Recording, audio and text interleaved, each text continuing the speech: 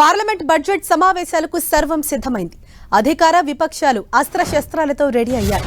ఇవాళ ఉదయం 11 గంటలకు రాష్ట్రపతి ప్రసంగంతో పార్లమెంట్ బడ్జెట్ సమావేశాలు ప్రారంభం కానున్నాయి.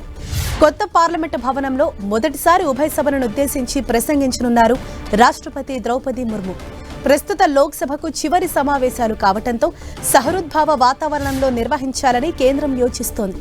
కీలక బిల్లులన్నింటికీ గత సమావేశాల్లోనే ఆమోదం తెలపడంతో ఓట్ ఆన్ అకౌంట్ బడ్జెట్ పైనే ఎక్కువ దృష్టి పెడుతున్నట్లు తెలుస్తోంది. బడ్జెట్ సెషన్ నేపథ్యంలో అఖిలపక్ష సమావేశం జరిగింది. పార్లమెంట్ బడ్జెట్ సమావేశాలకు సహకరించాలని అఖిలపక్ష నేతలను కేంద్రం కోరింది. ఈ మీటింగ్కు హాజరైన తెలుగు ఎంపీలు విభజన హామీల గురించి ప్రస్తావించారు. పోలవరం ప్రాజెక్టుకు నిధులు, ప్రత్యేక హోదా గురించి వైసీపీ, విభజన హామీలతో పాటు ఏపీలో పరిస్థితుల గురించి టీడీపీ ఎంపీలు మాట్లాడారు. తెలంగాణ డిమాండ్లు వినిపించారు బీఆర్ఎస్ ఎంపీ నామా నాగేశ్వరరావు. ఇవాల్టి నుంచి ప్రారంభమయ్యే పార్లమెంట్ బడ్జెట్ సమావేశాలు ఫిబ్రవరి 9 వరకు కొనసాగనున్నాయి. ఫిబ్రవరి 1న కేంద్రం బడ్జెట్ను ప్రవేశపెట్టనుంది. అనంతరం బడ్జెట్పై చర్చ కొనసాగనుంది. అయితే పలు ప్రజా సమస్యలపైన కేంద్ర ప్రభుత్వాన్ని నిలదీయాలని విపక్ష పార్టీలు భావిస్తున్నాయి. కేంద్ర ప్రభుత్వాన్ని ఇరుకొన పెట్టాలని వ్యూహాలు రచిస్తున్నాయి. అటు అధికార పక్షం ఎదురుదాడే లక్ష్యంగా సమావేశాల్లో ముందుకెళ్లాలని భావిస్తోంది. ప్రతిపక్ష ఎంపీల సస్పెన్షన్ ఎత్తివేయాలని పార్లమెంట్ ప్రిసైడింగ్ అధికారులను కేంద్ర ప్రభుత్వం కోరింది. వింటర్ సెషన్లో కేంద్ర ప్రభుత్వ తీరును నిరసిస్తూ విపక్ష ఎంపీలు లోక్సభ, రాజ్యసభలో ఆందోళన నిర్వహించారు. ఈ క్రమంలో 2 సభల నుంచి 146 మంది ఎంపీలు సస్పెండ్ అయ్యారు. అయితే జనవరి 12న 3 లోక్సభ ఎంపీల సస్పెన్షన్ను ఎత్తివేసింది లోక్సభ ప్రివిలేజెస్ కమిటీ. తాజాగా 14 మంది రాజ్యసభ ఎంపీల సస్పెన్షన్ రద్దయింది. మరికాసేపట్లో ప్రారంభం కాబోతున్న పార్లమెంటు బడ్జెట్ సమావేశాలకు సంబంధించి మరింత సమాచారాన్ని మా ప్రతినిధి గోపీకృష్ణ మనకు అందిస్తారు. గోపి, 17వ లోక్సభకు సంబంధించి ఇవి చివరి పార్లమెంట్ సమావేశాలు. బడ్జెట్ సమావేశాలతో 17వ లోక్సభకు సంబంధించిన పదవీకాలం పూర్తవుతోంది. ఈ సమావేశాలే చివరి సమావేశాలు. ఈ సమావేశాలు ఫిబ్రవరి 9 వరకు 8 పని దినాల్లో జరగబోతున్నాయి. నూతన పార్లమెంట్లో జరిగే ఈ పార్లమెంట్ బడ్జెట్ సమావేశాల్లో 6వసారి నిర్మలా సీతారామన్ రేపు బడ్జెట్ని ప్రవేశపెట్టబోతోంది. ప్రధానంగా ఓట్ ఆన్ అకౌంట్ బడ్జెటే ఉంటుంది. ఎందుకంటే ఎన్నికలు జరగబోతున్నాయి కాబట్టి పూర్తి స్థాయి బడ్జెట్ అనేది ఉండదు. 2024-25 సంవత్సరానికి సంబంధించిన బడ్జెట్ని ముఖ్యంగా కొత్త ప్రభుత్వం అధికారంలోకి వచ్చిన తర్వాత జూలైలో ప్రవేశపెట్టడం జరుగుతుంది. ఇది ఎన్నికల వరకు కావాల్సిన ఖర్చులు, పద్దులకు సంబంధించిన బడ్జెట్ని మాత్రమే ఆమోదింపజేయడం జరుగుతుంది. సో ఈరోజు ఉదయం 11 గంటలకి రాష్ట్రపతి ద్రౌపది ముర్ము ఉభయ సభలను ఉద్దేశించి తొలిసారి నూతన పార్లమెంటు భవనంలో ఆవిడ ప్రసంగించబోతున్నారు. మోడీ ప్రభుత్వ హయాంలో తీసుకుంటున్న సంక్షేమం పథకాలు, ఇటువంటి అంశాలకు సంబంధించి సుదీర్ఘ ప్రసంగం చేసే అవకాశం కనిపిస్తోంది. ఈ సెషన్ ముఖ్యంగా ఫిబ్రవరి 9 వరకు 8 పని దినాల్లోనే జరుగుతున్న ఈ సెషన్లో ప్రధానంగా రాష్ట్రపతి ప్రసంగానికి ధన్యవాద తీర్మానంపైనే ప్రధానంగా చర్చ జరిగే అవకాశం ఉంది. మొత్తం 19 బిల్లులను ఇప్పటికే పార్లమెంట్లో ప్రవేశపెట్టబడి ఉన్నాయి. సో వాటిని ఆమోదించుకోవాలని చెప్పి కేంద్ర ప్రభుత్వం భావిస్తోంది. చివరి సమావేశాలు కావడంతో సుహృద్భావ వాతావరణంలో ఈ సమావేశాలను నిర్వహించేందుకు అన్ని పక్షాలు సహకరించాలని చెప్పి ఇప్పటికే అఖిలపక్ష సమావేశంలో ఎంపీలని, ముఖ్యంగా ఆయా పార్టీల పార్లమెంటరీ పక్ష నేతల్ని కోరడం జరిగింది.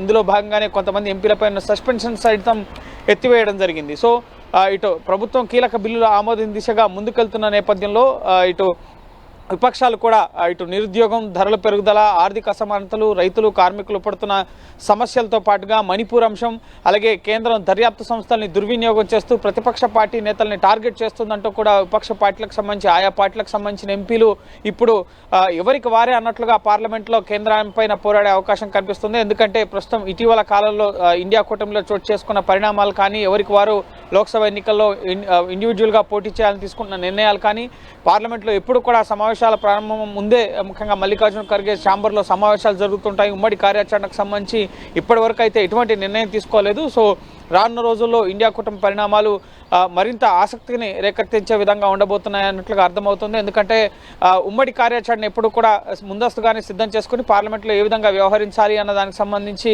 విపక్ష పార్టీలు వ్యవహరిస్తూ ఉంటాయి. కానీ ఇప్పటివరకు అటువంటి కార్యాచరణకు సంబంధించిన సమావేశం ఏది కూడా జరగలేదు. మరోపక్క రామ మందిర ప్రాణ ప్రతిష్ఠ, అలాగే ఇటీవల 5 రాష్ట్రాల అసెంబ్లీ ఎన్నికల ఫలితాల్లో విజయం, వీటన్నిటి నేపథ్యంలో ఇటు బీజేపీ మరింత దూకుడు పెంచే అవకాశం కనిపిస్తోంది. లోక్సభతో పాటు ముఖ్యంగా 2024 సార్వత్రిక ఎన్నికలను టార్గెట్గా పెట్టుకుంటూ ఇప్పుడు రాజ్యసభలో కూడా 56 స్థానాలకి ఇటీవల నోటిఫికేషన్ వెలువడింది. సో ఆ సంఖ్యాబలం కూడా బీజేపీకి పెరగబోతోంది. ఇప్పుడు 94 మంది బీజేపీ రాజ్యసభ ఎంపీలు ఉంటే నెక్స్ట్ ఇప్పుడు 56 స్థానాల్లో గణనీయంగా 20కి పైగా స్థానాల్లో బీజేపీ ఎంపీలు ముఖ్యంగా స్థానం సంపాదించుకోబోతున్నారు. కాబట్టి సో పార్లమెంట్లో మరింత ఎన్డీఏ బలం పెరగబోతోంది. జేడీయూ ఎన్డీఏలోకి రావడం, సో ఈ పరిణామాలన్నీ కూడా బీజేపీ తమకు అనుకూలంగా ఉన్నాయి. సో ఖచ్చితంగా 2024లో మళ్ళీ క్లీన్ స్వీప్ చేసే దిశగా మేము ముందుకెళ్తున్నామని చెప్పి విపక్షాలకు వారు లేవనెత్తున్న అంశాలకు ఎంతవరకు ప్రాధాన్యత ఇస్తారనేది కూడా మనం వేచి చూడాల్సి ఉంటుంది. అలాగే తెలుగు రాష్ట్రాలకు సంబంధించి కూడా ఈ టర్మ్కి చివరి సమావేశాలు కాబట్టి ఇటు ఏపీకి ప్రత్యేక హోదా, అలాగే విభజన హామీల అమలు, అలాగే పోలవరం ప్రాజెక్టుకు నిధులు సహా విశాఖ స్టీల్ ప్లాంట్ ప్రైవేటీకరణకు వ్యతిరేకంగా ఎంపీలు తమ వాడిని వినిపించే అవకాశం ఉంది ఏపీకి సంబంధించి. అలాగే తెలంగాణకు సంబంధించి కాజీపేట రైల్వే కోచ్ ఫ్యాక్టరీ, అలాగే బయ్యారం స్టీల్ ఉక్కు కర్మాగారంతో పాటుగా విభజన హామీలు అమలు చేయాలని చెప్పి తమ వాడిని వినిపిస్తామని చెప్పి ఇప్పటికే బీఆర్ఎస్కి సంబంధించిన ఎంపీలు కూడా నిన్న అఖిలపక్ష సమావేశంలో ఇటు తెలంగాణకు సంబంధించిన అంశాలను కూడా ప్రస్తావించడం జరిగింది. సో ఓవరాల్గా ఈ బడ్జెట్ సమావేశాలు ముఖ్యంగా ఓట్ ఆన్ అకౌంట్ బడ్జెట్ ఉంటుంది కాబట్టి సో ఇందులో ఎన్నికలను దృష్టిలో ఉంచుకొని కొన్ని తాయిలాలను ప్రకటించే అవకాశం కూడా కనిపిస్తుంది. ఇందులో భాగంగా కిసాన్ సమ్మాన్ నిధిని ప్రస్తుతం ఉన్న 6,000 నుంచి 9,000కు పెంచుతారన్న ఒక చర్చ అయితే జరుగుతుంది. అయితే ఎన్నికలను దృష్టిలో ఉంచుకొని ఎంతవరకు ఓటర్లను తమ వైపు తిప్పుకునేందుకు ఎటువంటి ముఖ్యంగా అంశాలను ఈ బడ్జెట్లో జోడిస్తారు అనేది కూడా మనం వేచి చూడాల్సి ఉంటుంది. సో రేపు ఉదయం 11 గంటలకి లోక్సభలో నిర్మలా సీతారామన్ బడ్జెట్ని ప్రవేశపెడతారు. ఆర్థిక సర్వే ఉండబోదని చెప్పి ఇప్పటికే కేంద్రం స్పష్టం చేసిన పరిస్థితి ఉంది. సో ఈ బడ్జెట్ సమావేశాల్లో కీలక బిల్లుల ఆమోదం దిశగాతో పాటుగా నెక్స్ట్ 2024 సార్వత్రిక ఎన్నికల్లో విజయం లక్ష్యంగా కూడా కేంద్ర ప్రభుత్వం కొన్ని కీలక ప్రకటనలు బడ్జెట్ సమావేశాల వేదికగా చేసే అవకాశం కనిపిస్తుంది. అలాగే ప్రస్తుతం జమ్మూ కాశ్మీర్ కేంద్రపాలిత ప్రాంతంగా ఉంది కాబట్టి సో ఆ రాష్ట్రానికి సంబంధించిన బడ్జెట్ను కూడా ఇటు నిర్మలా సీతారామన్ ఉభయ సభల్లో కూడా ప్రవేశపెట్టడం జరుగుతుంది. సో ఇటు కేంద్ర ముఖ్యంగా ఓట్ ఆన్ అకౌంట్ బడ్జెట్తో పాటుగా జమ్మూ కాశ్మీర్ బడ్జెట్, అలాగే కీలక బిల్లులు ముఖ్యంగా యూనిఫామ్ సివిల్ కోడ్కి సంబంధించి వారం రోజుల్లోగానే నిర్ణయం తీసుకోబోతుంది కేంద్రం అని ఇటీవల కేంద్ర మంత్రి చేసిన వ్యాఖ్యలు కూడా సంచలనాత్మకంగా మారాయి. సో ఆ దిశగా కూడా ఏమన్నా నిర్ణయం తీసుకుంటుందా కేంద్ర ప్రభుత్వం అనేది మనం వేచి చూడాల్సి ఉంటుంది. ఈ 17వ లోక్సభలో చాలా సంచలనాత్మక నిర్ణయాలని కేంద్ర ప్రభుత్వం తీసుకోవడం జరిగింది. అందులో భాగంగా మహిళా రిజర్వేషన్ బిల్ని ముఖ్యంగా ఆమోదించడం జరిగింది పార్లమెంట్. అయితే అది ఇప్పుడే అమల్లోకి రాకపోయినప్పటికీ కూడా సో అదొక చారిత్రాత్మక నిర్ణయంగా బీజేపీ అవేర్నిస్తున్న పరిస్థితి. తమ మేనిఫెస్టో ఉన్న మెజార్టీ అంశాలని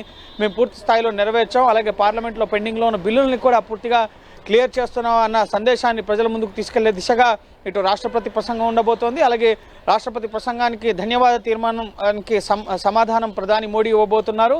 ఈ తొలి సెషన్లో ఈ వారంలో ఈరోజు పార్లమెంట్ ప్రారంభం, ఈ వారం ముఖ్యంగా ఫిబ్రవరి 2, 3 తేదీల్లోనే ముఖ్యంగా ఈ రాష్ట్రపతి ప్రసంగానికి ధన్యవాద తీర్మానంపై చర్చ జరగబోతోంది. సో విపక్షాలు ఎంతవరకు సజావుగా ఈ సమావేశాలు జరిగించేందుకు అవకాశం కల్పిస్తారు, ప్రజా సమస్యలు ఏమేమి లేవనెత్తారు, వాటికి కేంద్ర ప్రభుత్వం ఏ విధంగా సమాధానం ఇస్తుందనేది మనం వేచి చూడాలి. మరి కాసేపట్లోనే ప్రధాని మోడీ పార్లమెంటుకు చేరుకుంటారు. పార్లమెంటు సమావేశాల సందర్భంగా కూడా అన్ని పక్షాలు పార్లమెంటు సమావేశాల్లో చర్చల్లో పాల్గొనాలి. ప్రభుత్వం అన్ని అంశాలకి సమాధానం చెప్పేందుకు సిద్ధంగా ఉందన్న అంశాలను కూడా మీడియా ముందుకొచ్చి మీడియాతో ప్రధాని మోడీ కూడా మాట్లాడబోతున్నారు. Thank you Gopi.